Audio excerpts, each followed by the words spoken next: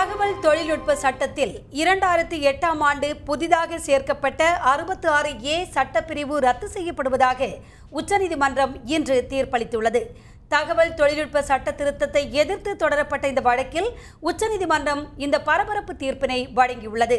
இணையதளம் வாயிலாக அவதூறான தகவல்களை கூறுவதை தடுக்கும் தகவல் தொழில்நுட்பத்தின் சட்டப்பிரிவு 66A செல்லாது என உச்சநீதிமன்றம் தீர்ப்பு வழங்கியுள்ளது.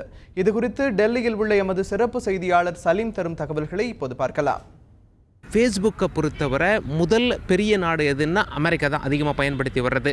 இரண்டாவது இந்தியா தான் அதிகமாக பயன்படுத்தி வர்றாங்க. இந்தியாவில் 10ல் ஒருத்தர் ஃபேஸ்புக்கை ரொம்ப மும்முரமாக பயன்படுத்தி வர்றதாக தகவல் இருக்கின்றது. இந்தியாவோட மக்கள் தொகை சுமார் 125 கோடி. இதில் சுமார் 12 கோடி பேர் ஃபேஸ்புக்கில் மும்முரமாக ஈடுபட்டு வருகிறார்கள். ரொம்ப சுதந்திரமாக ஒருவர் தனது கருத்தை பதிவு செய்யலாம் ஃபேஸ்புக்கில். ஆனால் அதே நேரத்தில் இதை பல பேர் தவறாக பயன்படுத்தி வரார்கள் என்பதில் ஐயமில்லை அப்படின்னு சொல்லி போலீஸே சொல்லியிருக்காங்க.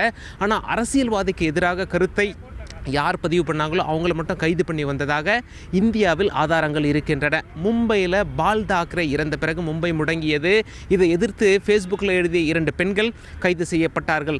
மேற்கு வங்கத்தில் மமதா பானர்ஜிக்கு எதிராக எழுதிய ஆசிரியர் கைது செய்யப்பட்டார். தமிழகத்தில் ஒரு பிரபல அரசியல்வாதிக்கு எதிராக எழுதிய பிஸ்னஸ்மேன் கைது செய்யப்பட்டார். சமீபத்தில் உத்தரப்பிரதேசில் மினிஸ்டர் ஆசாம் கானுக்கு எதிராக எழுதிய +1 படிக்கும் மாணவர் கைது செய்யப்பட்டார். நிறைய பேர் சுப்ரீம் கோர்ட்டில் வழக்கு போட்டிருந்தாங்க. இது நியாயமா? போலீஸ் என்ன சொல்கிறாங்க அப்படின்னா 66A இன்ஃபர்மேஷன் டெக்னாலஜி ஆக்ட் படி தான் நாங்கள் கைது பண்ணுறோம் அப்படின்னு சொல்லி போலீஸ் சொல்கிறாங்க. ஆனால் இது இந்திய அரசியல் சாசனத்துக்கு எதிரானது அப்படின்னு சொல்லி நிறைய பேர் கேஸ் போட்டாங்க. விசாரணை எல்லாம் நடந்து முடிந்தது. இன்று உச்சநீதிமன்றத்திலேருந்து தீர்ப்பு வெளியாயிருக்கு. இந்த சட்டமே உச்சநீதிமன்றம் ரத்து செய்திருக்கிறது. இந்திய அரசியல் சாசனத்திற்கு எதிரான சட்டம் இது என்று.